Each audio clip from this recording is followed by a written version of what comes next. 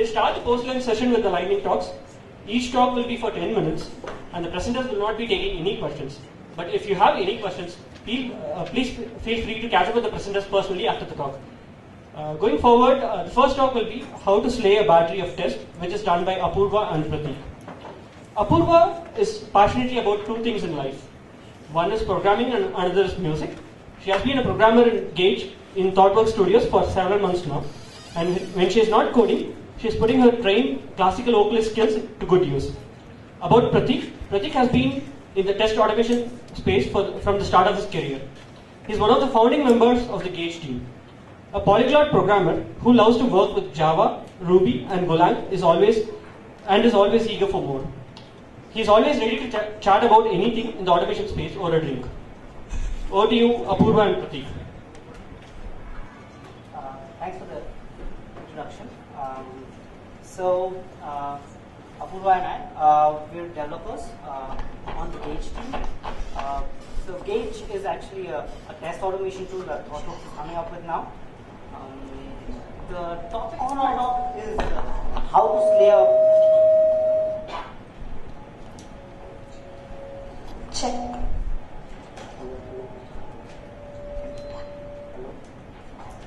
Hello? Yeah. Is it good? Okay. So, what we're going to talk about today is how to slay a battery of tests. Sounds very abstract. It was actually handed off to us by our product manager. Here I am trying to justify what that actually means. So, a battery of tests is a group of tests. So it's like when you say a flock of sheep, right? So that's what a battery of tests is. What we really want to talk about when we say a battery of tests is a large test suite and how you would slay that. One of the most common approaches, test parallelization, get faster feedback, and that's kind of going to be what we really talk about. And we want to even cover how Gage does it. So as a part of the next 10 to 15 minutes, we're going to first talk about, set some context on test parallelization.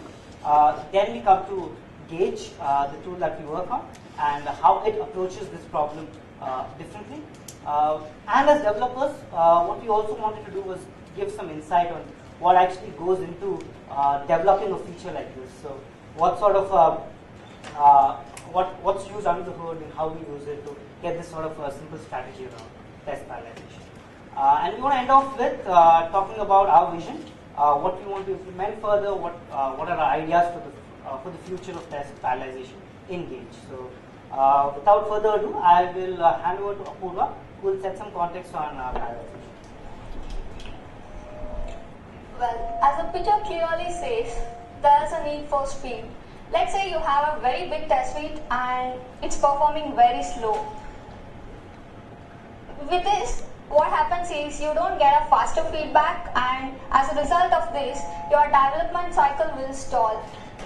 So there comes the need for speed. We also need to think if all my resources are utilized efficiently, it can be my machine capacity or can be my virtual machines or even integration server. I need to make sure that it's all utilized efficiently. But how can I do this? Yes, parallel execution. Many of you would have already tried parallel execution. You would have used your own approach to do this. We have listed out a few approaches with which you can achieve parallelization. And one of the approaches is tag-based approach.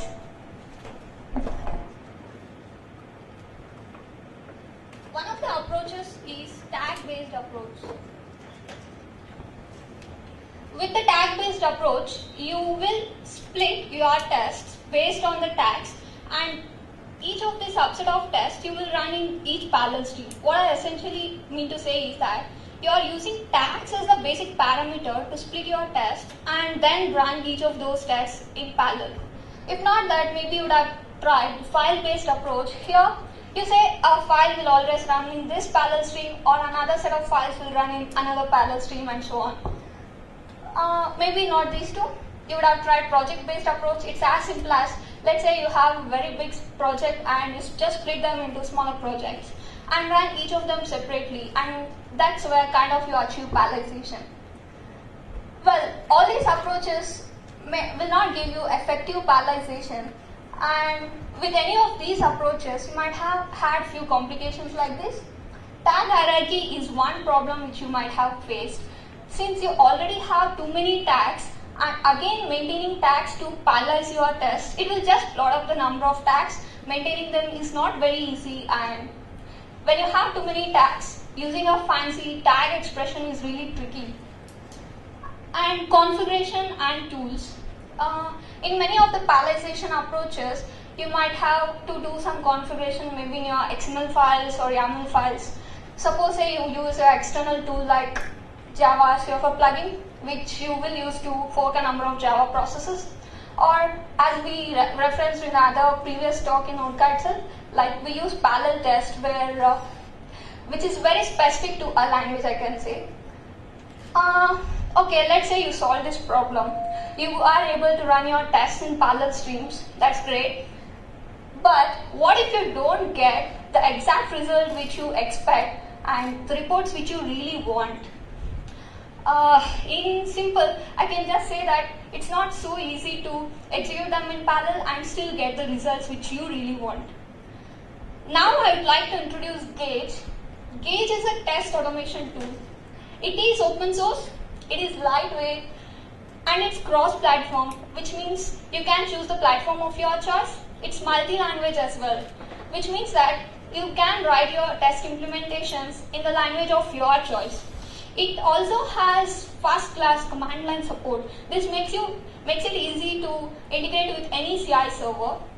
If you are an IDE person, well, Gauge also have an IDE support. You can again choose an IDE of your choice.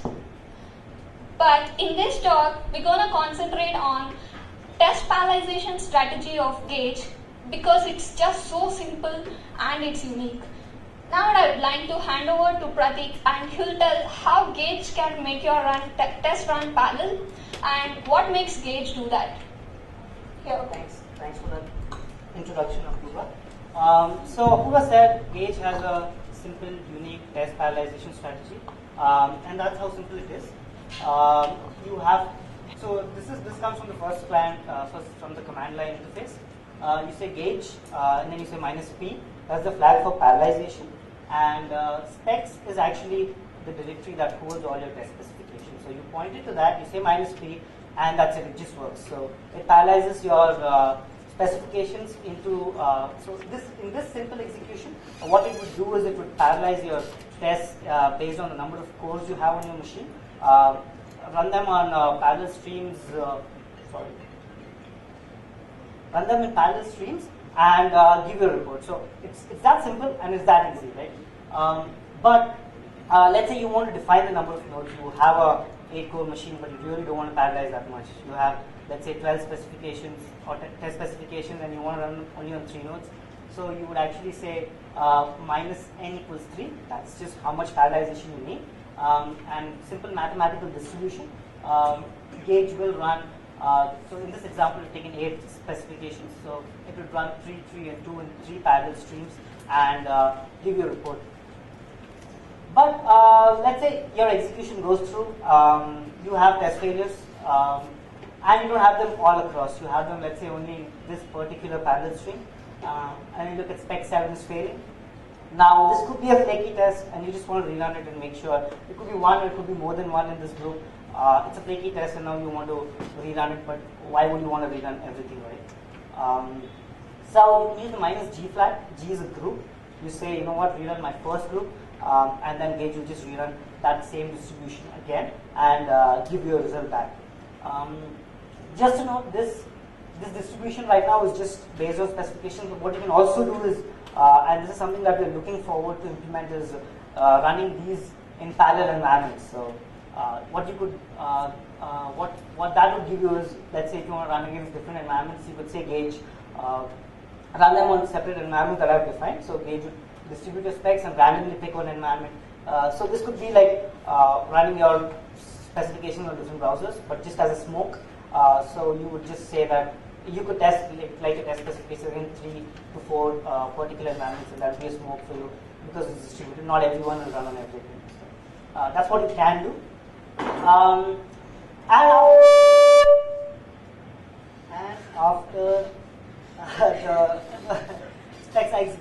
what do you get? You get aggregated reports. So Gauge handles all the aggregation. You don't need any report mergers.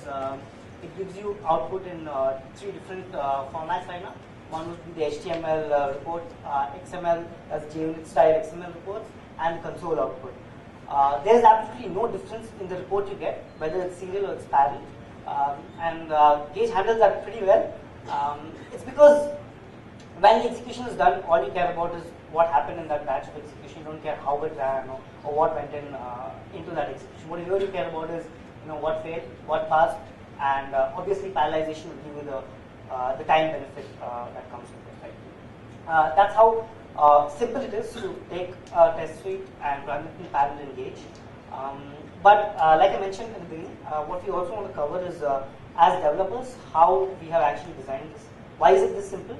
And to note also that this works the same way exactly across any language that you use underneath. So we have a few languages that support Java, Ruby, C#. So it would still be the same command, same reports, and it would work seamlessly.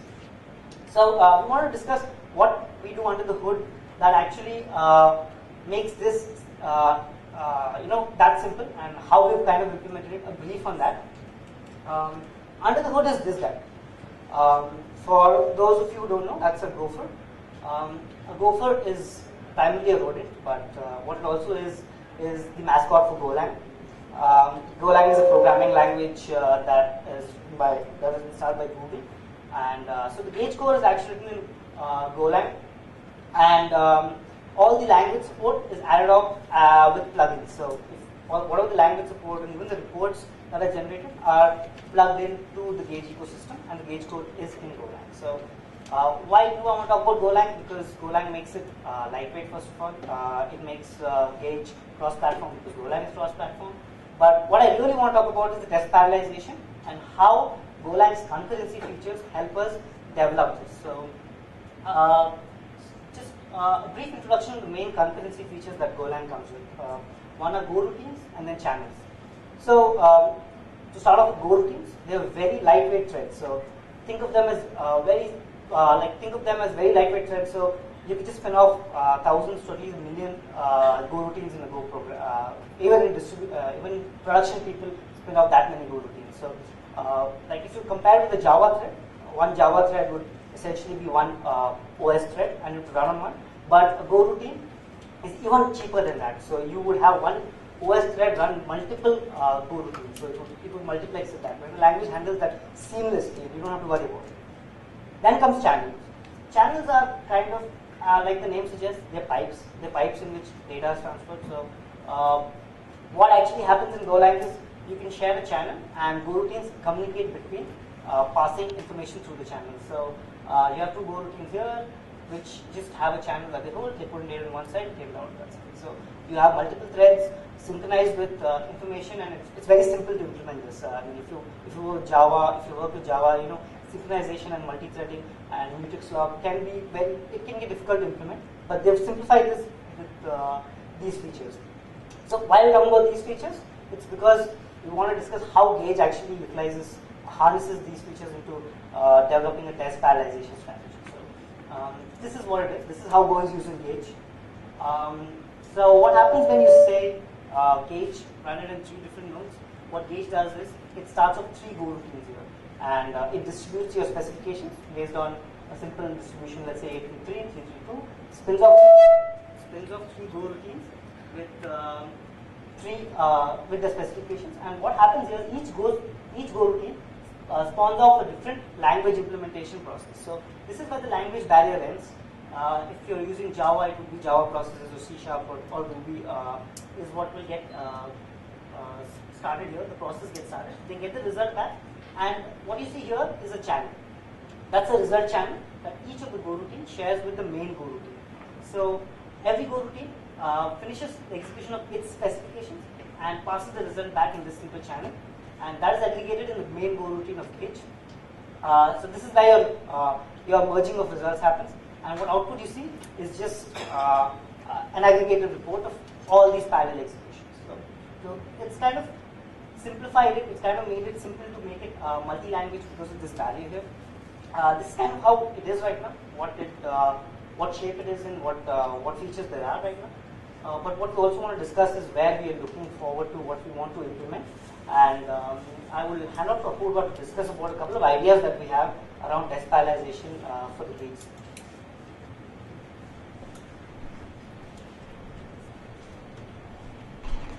Well, now I would like to talk about a few ideas which is in our vision. Since Pratik told a lot about technical details, I would like to tell you in a slightly different way. Firstly, I'll tell how Gauge does parallelization. Like, let's say, I'll give an analogy with this picture so it's more clear. Let's say we have 10 books and those tiny cute are the ones gophers are the workers for me here. And my final target is to get all those books burned through these workers. That's the whole picture here. But how can I do it? Let's say I give 5 books to each of these gophers and they can do work for me. After they start working, I realized that some books were very heavy and some were light. And also the first gopher, it's very young so it can run quickly and finish the job, but the second one is too old so it's slow performing. See, if you can see the picture, the first gopher, it already finished the job and it's waiting, it's getting bored there, and the second one is still at work. So now I cannot say that my job is done because the first one is, though it's done, the second one is still doing it. I cannot say that my job is done. So this is not effective utilization of my resources. We can add some smartness to this in the way how we distribute the load. Let's say instead of just giving 5 books to each of the gophers, I just give 1 book to each gopher so that it will go to the incinerator and burn the book for me. And the smartness added here will make this gopher come back to me and ask, give me next job. With this approach, what happens is no gopher is sitting idle at any point of time. This is just an analogy I'm giving through gopher, but in actual terms, these two are 2 parallel streams and not all parallel streams going to end at the same time. One might finish too quickly than the other one. So with this smartness added, no parallel stream is idle at any point of time, so all nodes are busy, and that's an idea in our vision. The next idea is remote parallel execution.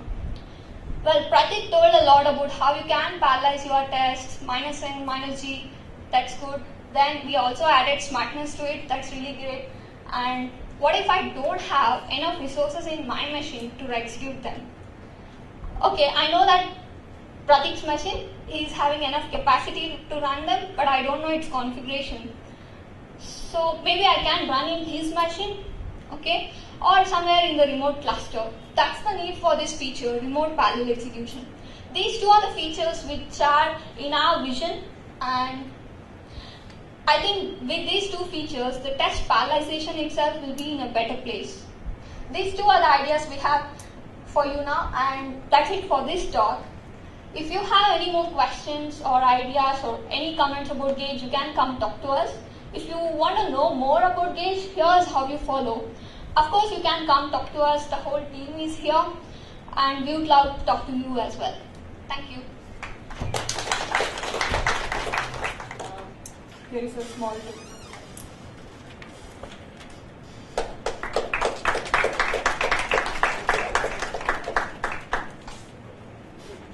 So, am I audible? Next we have Varuna Srivastava. She's going to talk about tips and tricks for testing microservices. Having mostly worked on retail and travel domain in her 5 years of experience as a QA, Varuna believes in shipping the code to prod in the leanest fashion possible, ensuring a quality product. Over to Varuna. Enjoyed your lunch? So before we setting up the slide, what we are doing in this session is we'll be giving our small basic tips and tricks for testing our microservices. Voice is not audible. Mic.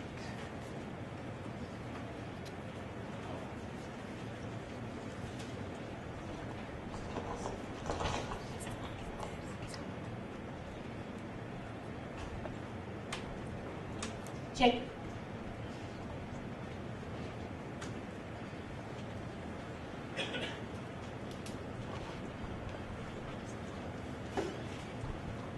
quickly go through an agenda.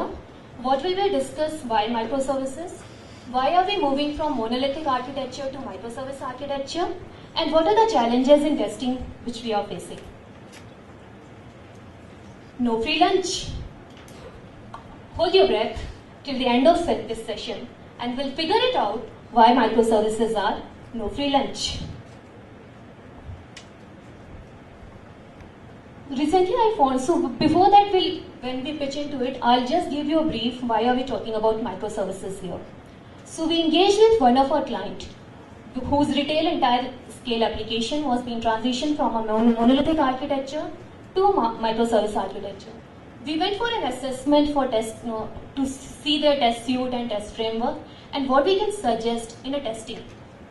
Post-assessment, we figured it out that the testing strategy, what we are needs to be changed as we are changing the entire application architecture. I believe whenever the change word comes, and it would have been in your life also, whenever there is a change, there is a challenge.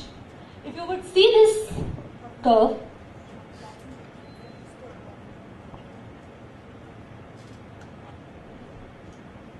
if you could see this curve in the innovators section, we can see the microservices. So still it is evident from this curve that still there is a lot to explore and the community needs to build on it.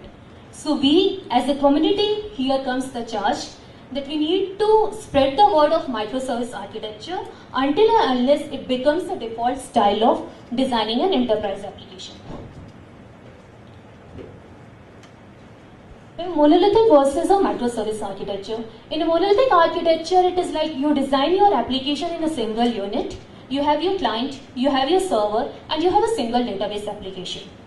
What it happens if you need to require small changes? Small changes needs the entire redeployment of an application. Whereas in microservice architecture, you design your application with a suite of small services. So if you're making a changes to any of the small services, you can redeploy it independently without changing any architecture or without hitting the stable build. As we go explore further why microservices are not a free lunch, I would request you all to just keep some retail client website like Amazon or Flipkart in mind so that it will be easy for me to relate your keywords like address, payments, account management or orders. So what microservices does, it's multiple services work together to provide a business value. It's independent deployable services. One team can hold multiple microservices and your team can be distributed. So there would be no overhead and you are not stepping into each other fit while testing or while deploying it application and even in the development phase. And it's always a well-known proverb. If you can't feed your team with 2 pizzas, you need to rethink it, the team structure. So you have an address as a microservices. What it does, you can create an address, you can get an address, you can update an address, and you can delete an address. What it does is thread operation. Create, read, update, and delete. It's independent, it's deployable, whatever your changes you need. Suppose you want to introduce a nickname in your address. If I would say address as a microservice, it is an entity. It belongs to an entire entity. Suppose you are registering on any of the website. You have an address, but that address gives you an independent microservice feature which can be used by orchestration services. So these are the services. You can see address, payments, account management. But to give your entire application the business valuable, it's being consumed by an order. So order is your orchestration services which is consuming your couple of microservices. So you need to certify at a microservices level and then at an orchestration level, what you need to do, you need to test the integration point of it. Challenges.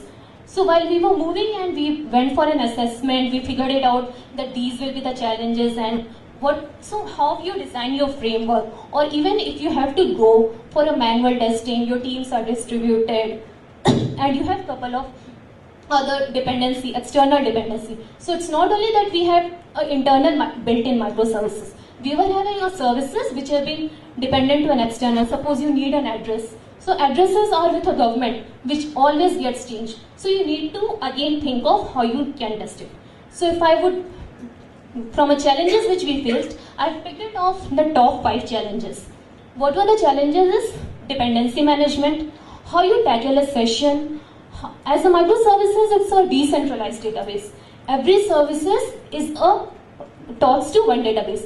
Every services has their own key space. Then again comes the test data management for the third party services. Last but not least is the documentation of the microservices. Dependency management. As we were seeing in the previous slides, that orchestration service depends on the microservices. So I would again reiterate the same thing, that if you are changing anything in your address, you are introducing any new fields, or you are adding or deleting or updating, how will you make sure that your consumers are not getting affected also, and your consumers knows that these are the changes? 2 basic steps you need to follow. So for dependency management, to tackle it, we used a Gradle. So it provides a functionality of Ant plus Maven to build a dependency.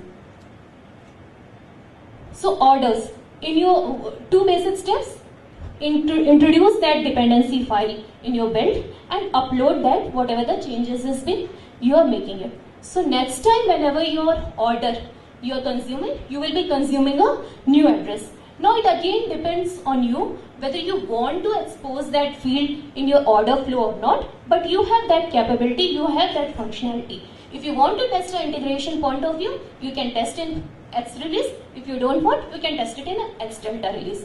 So address has been deployed independently without hitting your application, without hitting your entire thing. And you can see it's more about the A/B testing of you deployed address. You know that now in account creation you can create an address, you can save as a nickname. But in an order flow, still you are not exposing it to the consumers.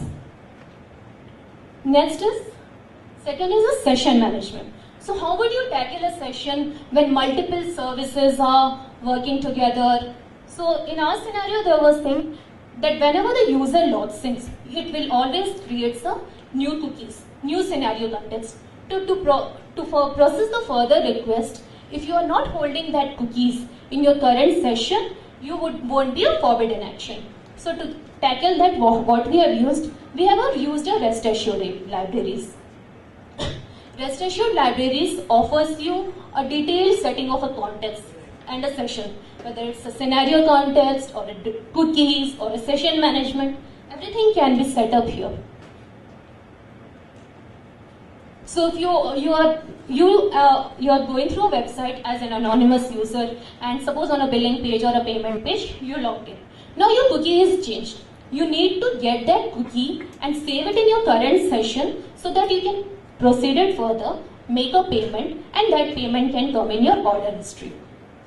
So to tackle this in our framework, we have used a scenario context which will give you our current session ID, and you can use that one.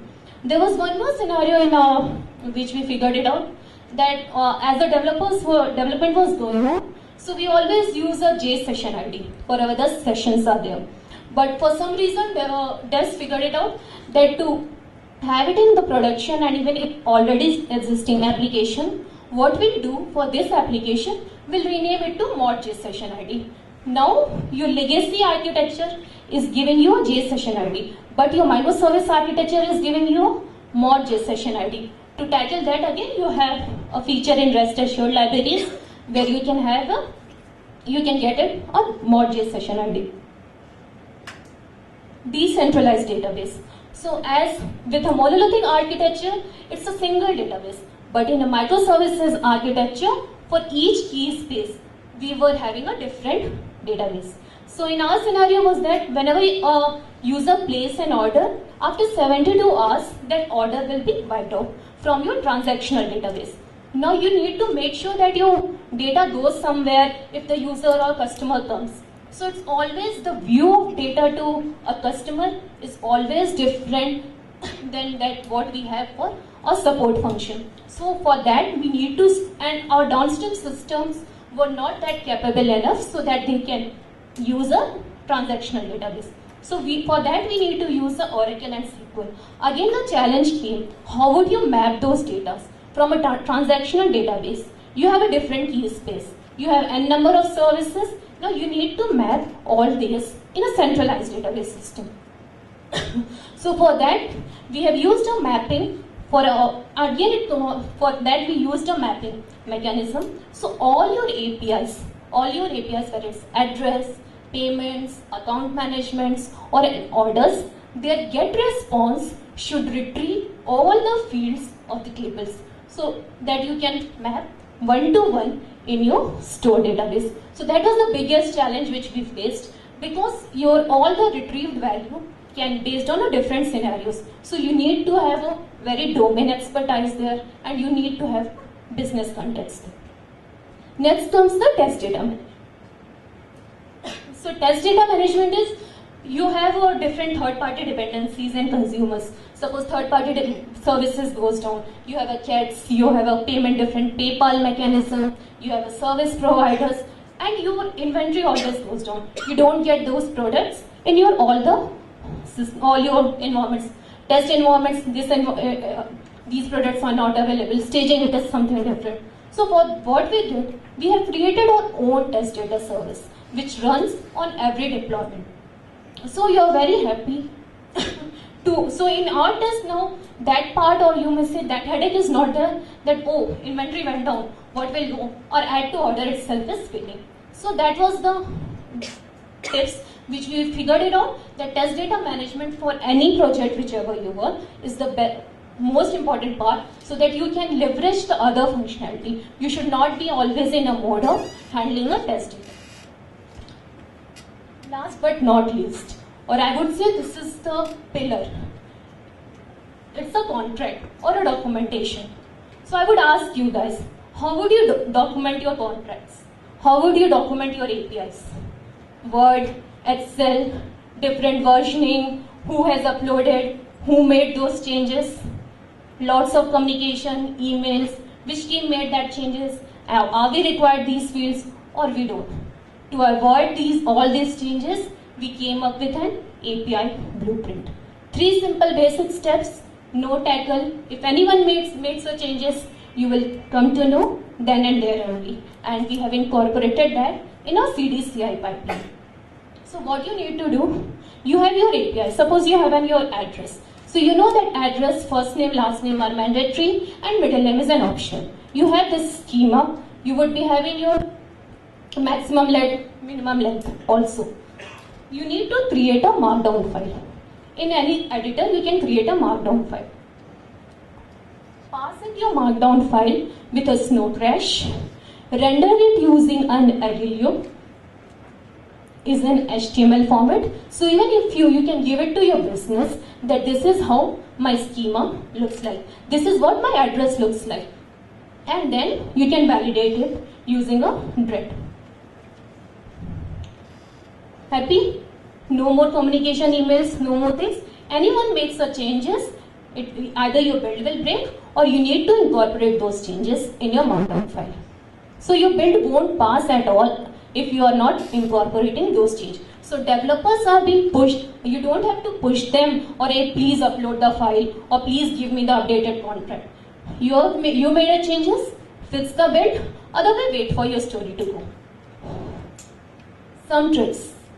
Focus on one service at one point of time.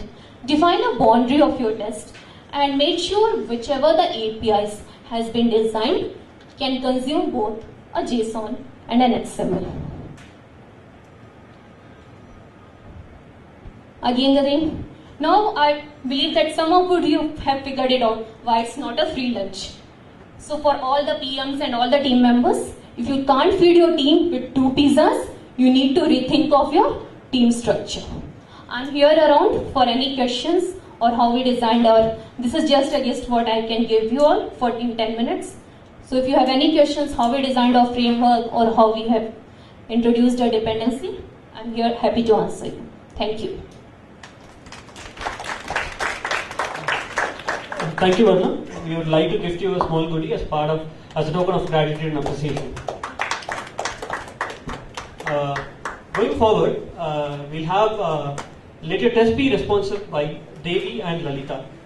About Devi, with close to 5 years' experience, Devi has been a passionate automation engineer who has tried her hands on responsive test automation and infrastructure automation. And about Lalita, in her 6 years of experience, Lalita has developed test frameworks for UI testing, API testing, and installation testing, and also worked on private cloud infrastructure. Currently, both Devi and Lalita are associated with LinkedIn. Over to you, Devi and Lalita. Hello everyone, can you hear me? Am I audible? Thank you.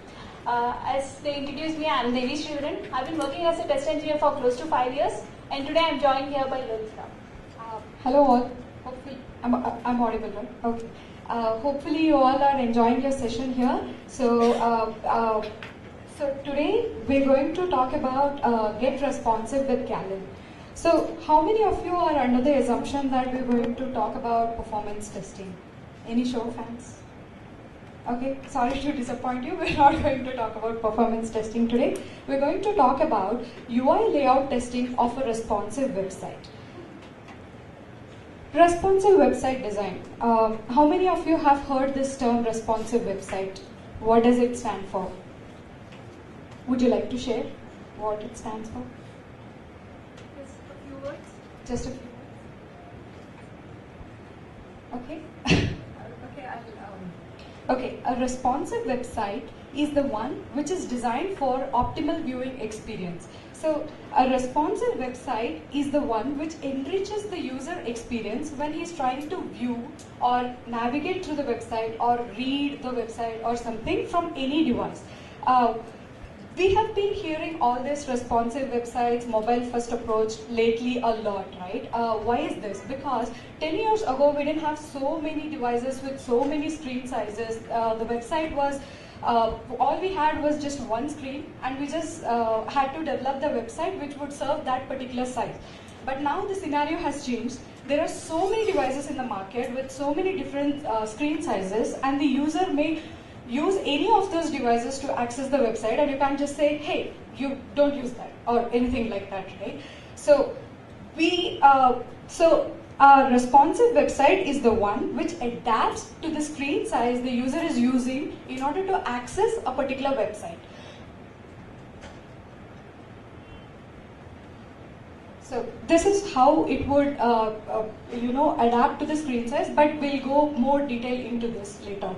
So when we have such a setup, testing becomes challenging. How can testing become a challenge here?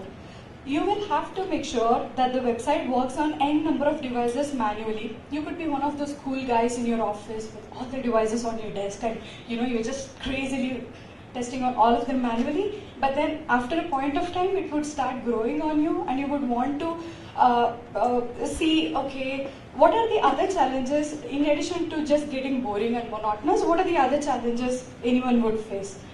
So to list a few, humans are, when we are doing things repetitively again and again on n number of devices, we might tend to miss few things. Not that we want to miss or anything, but we might tend to miss. Let's say if the image is distorted by 5 pixel or displaced by 5 pixel or 10 pixel, we might overlook the fact that, okay, it is missing that, and we may not be able to report that.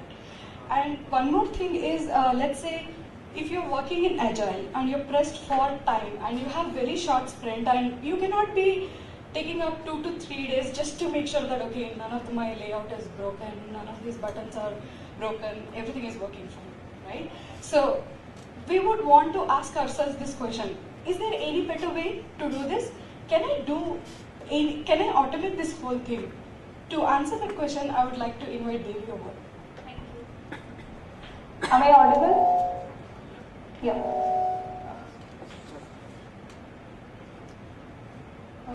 Where are they? Echo.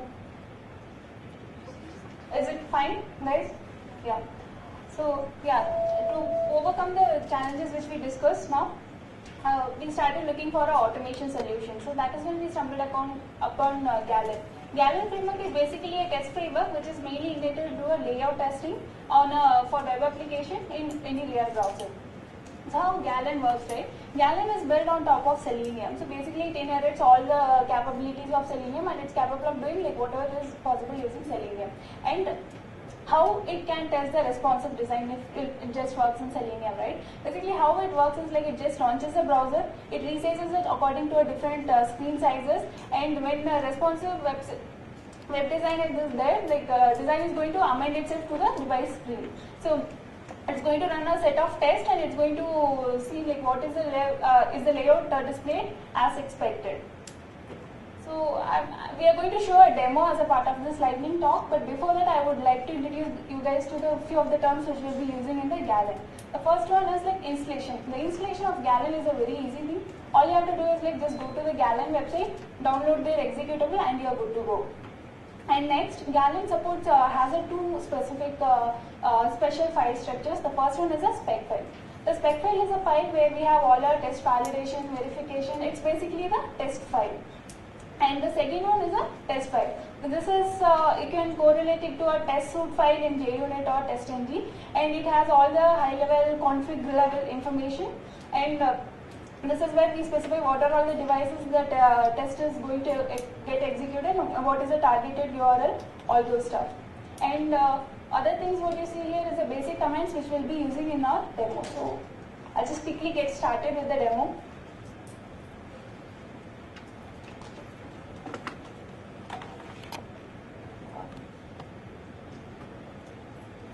So this is a website which I am going to be using for the demo.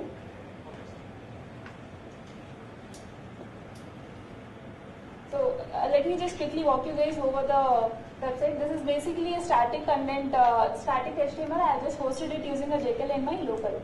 And as you see here, so far me and Lalita, we have been telling us responsive design, right? Let's see that in action. So this is how the website looks in desktop.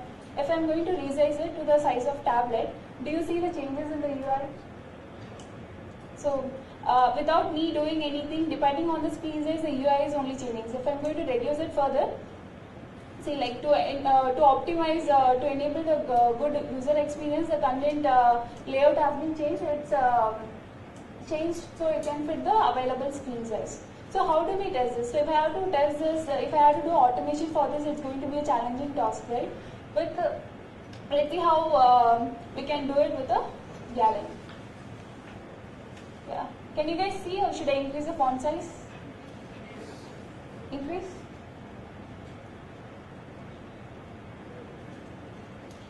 Better? Yeah. Okay. So as I told you guys, spec file is a test file where we are going to have an actual assertion, verification, validation, everything. The first section of the spec file is dedicated for the object definition, and it's delimited with the equal symbol. And as you see, like we have 3 columns, and this is how the Galen expects the object definition to be. So I just followed the same. In the first column is just a name of an object, so you can just have whatever you want to call the object as. And the second is a type of a locator. Currently, Galen supports 3 types of locators: ID, CSS, and XPath. The third column is an actual locator. So I identified few of the objects which I would like to show for the demo. I've already identified them and I have just added all those here. And followed by the object definition section, we see a lot of sections that is tagged with all desktop, mobile, tablet, right? For a time being, let's assume, and I'm going to say at desktop, it's going to refer to the device which is of the device screen is like desktop. And when I say mobile, it is the device screen size is like mobile. And when I say tablet, it's for tablet. I'm going to take you guys what is all these tags, how to define them, everything in a little while. So let's get started. The first, what would be the first check I would like to perform here? Anyone want to suggest?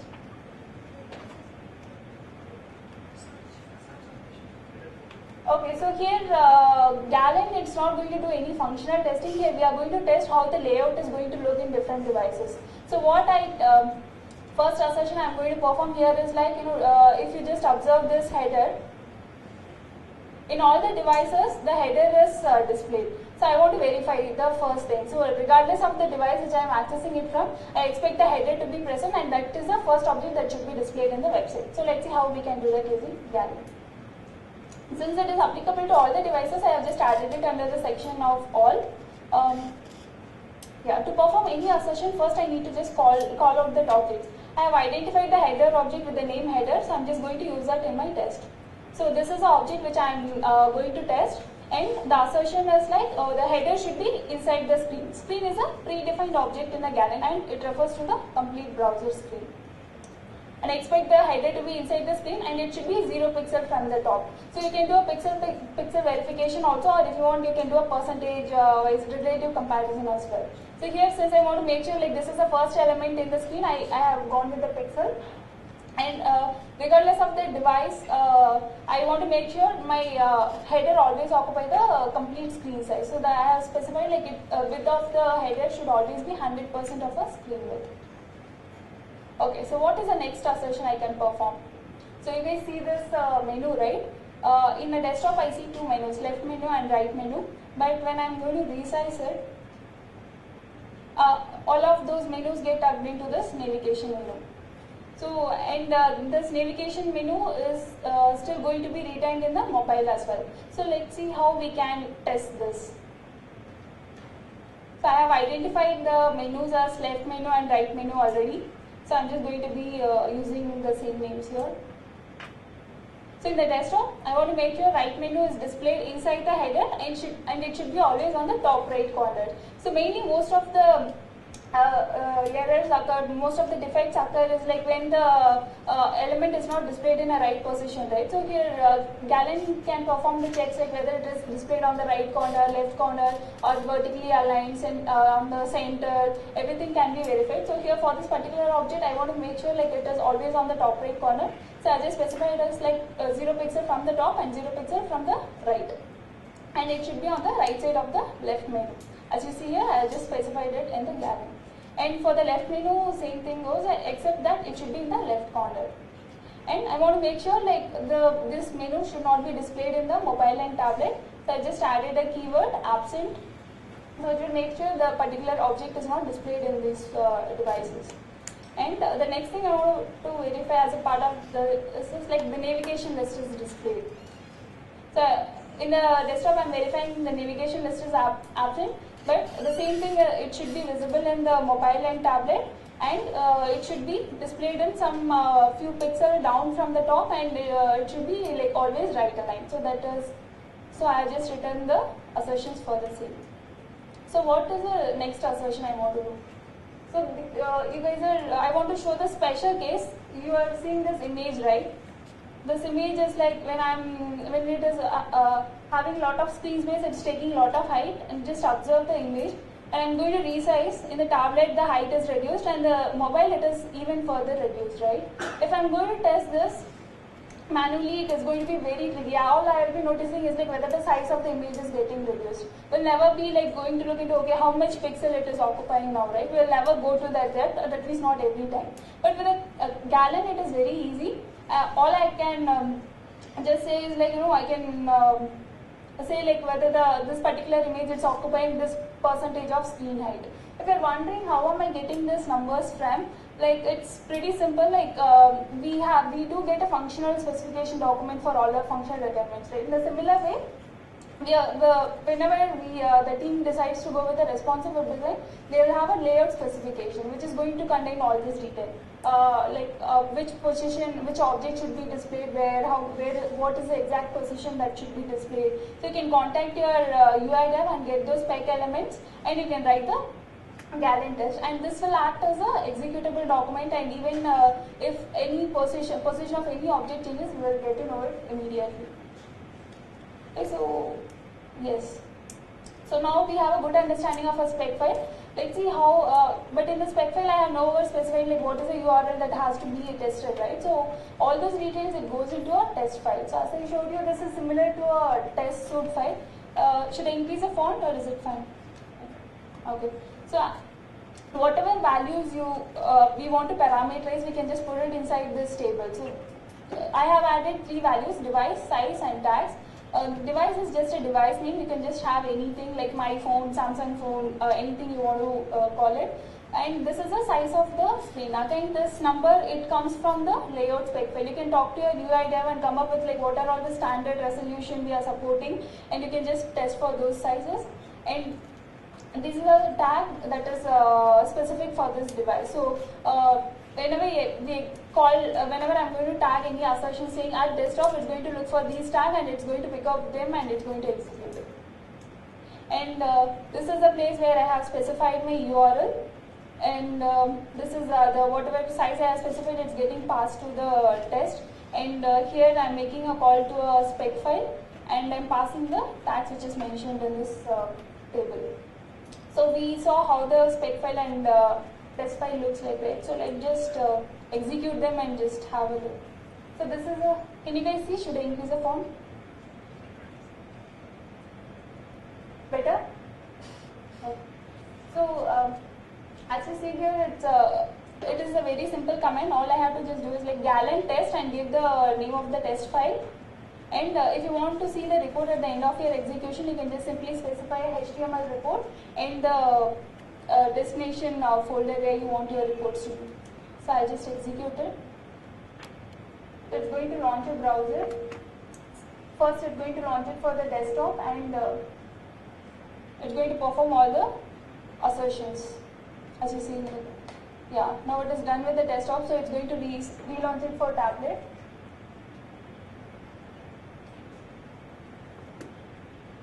Yeah. Now it is for the mobile.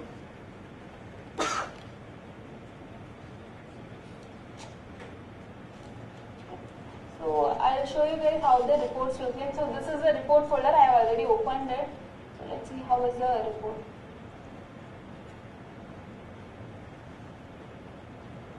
So when the HTML report is generated, it is again it's going to give a separate report for the each test device which we used. Yeah, I'll increase the font. So here we see for 3 devices which we tested: desktop, mobile, and tablet. I'll just go into the mobile. I want to show like how the failure will look like. So here if you see like it is listing all the tags which we used, what are all the tags that has been executed as a part of this run, and what are all the objects that it verified. So whenever there is an error, it's going to give us a clear screenshot. So in the screenshot you can see like it has highlighted what are all the objects it has tested and where why it has failed. So just to show the case, I have just mentioned the incorrect pixel values. So you can just see like it is highlighting both the areas, right? Yeah. With that, I would like to pass it back to Lalita. Thank you, Devi. That was informative. So, as Devi has taken you all through the demo, you could be wondering that can we do this just for the static website, or can we do this for the website where you need to perform a login and then do? Yes, you can do that, and you can integrate. You can drive your test to a point where it logs in and it comes to this particular page, and then you can use Gallon to invoke all the assertions that it needs to perform. So you can easily integrate that with the Selenium and the continuous integration test. So just to quickly summarize what we've been talking so far, what is the value add if I were to adopt Gallon, right? So one thing is definitely it's very easy to file bug reports, as Devi has already demoed it to you. It will give you the screenshot and highlight what the failure is, and so that really reduces the lot of time you spend in making the bug reports to have enough information and do all that. And also, as you can integrate this with your continuous integration systems, you can find issues well in advance. When certain CSS change is breaking something, you can know it right away, and then you don't have to perform a reactive maintenance and then go, and there's a huge quick turnaround when you have Gallon. But just one thing to watch out for is if this is not the replacement for the functional testing. If there is a certain menu, certain navigation that you have to test in a particular device, you will still have to do it on that device, but it will definitely reduce the amount of time you spend in doing the manual testing on various devices of different screen sizes. So with that, we'd like to wrap it up and open for questions. Any questions? I think questions, we want to take it offline. Yeah. So thank you, Devi and Lalita. So please. So